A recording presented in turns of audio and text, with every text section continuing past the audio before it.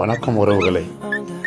காலையில் ஒரு 4 இட்லி, மதியம் சாப்பாடு, இரவு சாப்பிட்றதுக்கு டிஃபனோ சாப்பாடோ. அதை தாண்டி நம்ம ஒன்றும் சாப்பிட போகிறதுக்காக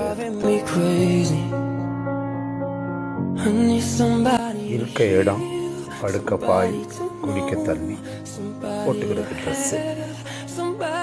இதை தாண்டி என்னத்தை அனுபவிக்க போகிறோம்? வரும்போது என்னத்தை கொண்டு வந்தோம், போகிறப்ப கொண்டு போகிறதுக்கு.